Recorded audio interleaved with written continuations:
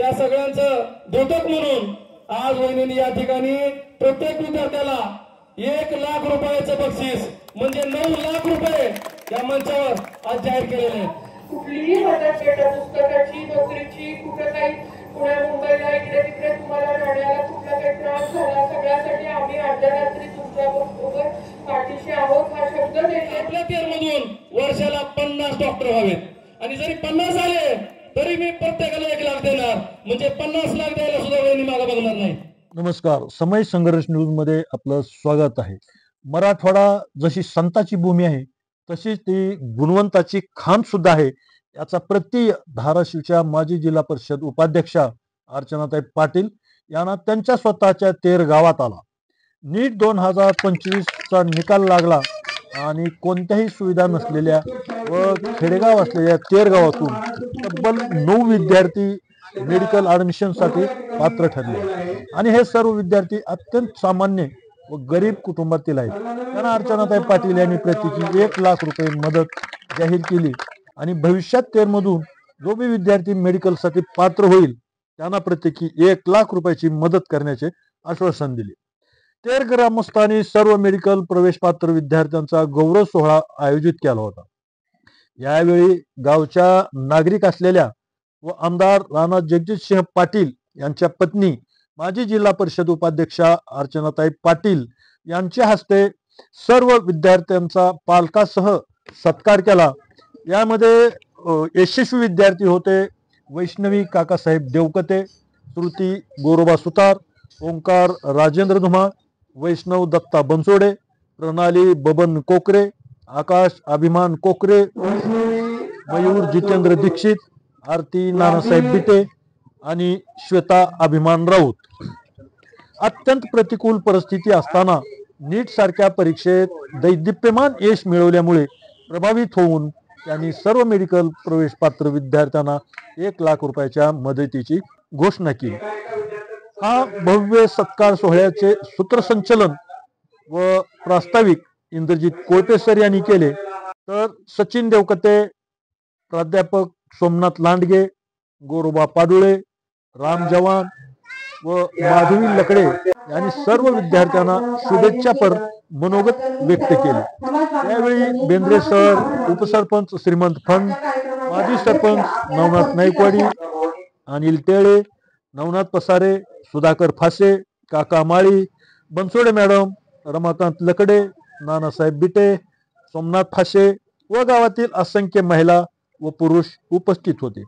शेवटी बालाजी पांढरे यांनी अर्चनाताई पाटील यांनी प्रत्येक विद्यार्थ्यांना 1 लाखाची मदत जाहीर केल्याबद्दल त्यांचे आभार मानले व उपस्थित सर्व विद्यार्थी व ग्रामस्थांचे आभार मानले। समय संघर्ष न्यूज नेहमीच अशा नवीन बातम्या नवीन घडामोडी दाखवत असतं, त्यामुळे आणखीन आपण चॅनलवर नवीन असाल तर चॅनलला सबस्क्राईब करायला विसरू नका। तेव्हा ते त्यांना एमसीक्यू जमत नाही म्हणून पहिलीपासून आपल्या उस्मानाबाद जिल्ह्यातल्या प्रत्येक वर्गात एमसीक्यू दिले जावे। मुलांना पहिलीपासून की 1 मिनिटामध्ये 10 प्रश्न सोडवायचे, पटापटा त्यांच्या टाकायचं म्हणजे मुलं आपले इंजिनियर डॉक्टर होतील याच्यासाठी केलं होतं, पण त्यांना कागद विकत आणायला पैसे नव्हते। ते जाऊ दे, आता पुन्हा जिल्हा परिषद येते आपली आणि मी तिथं असणार आहे, त्यामुळे आपण पुरलेल्या गोष्टी आपण करणार आहे। पण खरोखर मी माझं हे नाही, पण तुम्हा मुलींचं आणि तुमच्या आई वडिलांचं जे आशीर्वाद काही खरंच कोणीतरी घटना घडलं की आपलं खरं हे म्हणजे आपली मुलं चांगली होणं म्हणजे आणि आपले मुलं आपल्यापेक्षा वरचढ निघणं। आज तुमची मुलं डॉक्टर झाले, आमच्या तेरचं बरोबर तेरला विसरू नका मुलींनो। तर तुम्हाला या शाळेला या भूमीतला तर विसरायचं नाहीच आहे, पण तुम्ही तुमच्या आई वडिलांचं ऋण फेडलं, तुमचं खूप कौतुक।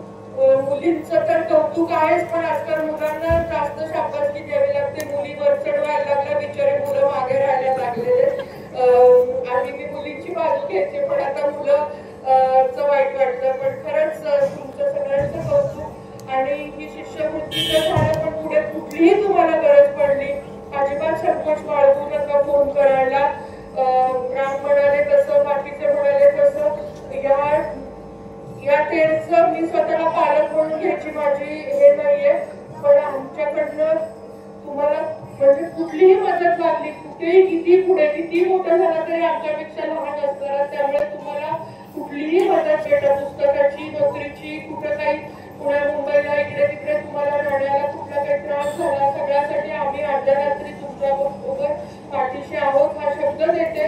घाबरू नका, तुम्ही आपल्या तेरचं नाव मोठं करण्यासाठी झगडताय.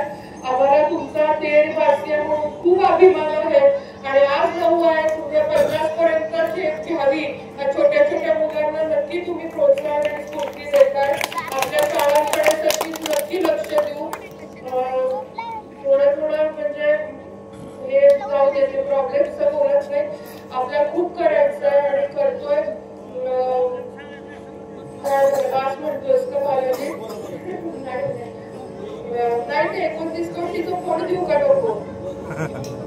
नाही, ती जिम पण तुमची होती. मी पेठ गोदावरीकर म्हणते आणि आपल्या नवीन पशुवैद्यकीय दवाखाना 40 लाखाचा काय नाही झालं. जाऊ दे, मी त्याचं सगळं सांगत नाही, पण 9 कोटीचा आपले मंदिर मला नाही वाटतं. तुमच्या आईला होळकर साहेबांचं म्हटलं की त्यांनी मंदिराचं जीर्णोद्धार, अगदी तुळजाभवानी मंदिर सुद्धा आईला होळकर साहेबांचा हातभार लागलेला आहे. त्या महिलेने एवढा सुंदर राज्यकारभार केला की पैशाचं जपणूक महिला असून आणि राज्यकारभार आपल्या पण कालेश्वर मंदिराला आज सकाळी आपण हे केलं 7 कोटी रुपये, आपण 7.5 कोटी रुपये आपण कालेश्वर मंदिराच्या जीर्णोद्धाराला टाकलेले. शिखर गल्लीतल्या मंदिराला 1.5 कोटी रुपये टाकलेले. 9 कोटीचा आपला संग्रहालय ते आडापर्यंतचा आणि इकडे मंदिरापर्यंतचा येणाऱ्याचा रस्त्याला 9 कोटी रुपये टाकलेले. आपल्याला पशुवैद्यकीय दवाखाना आपला आपण 50 लाख रुपये टाकलेले.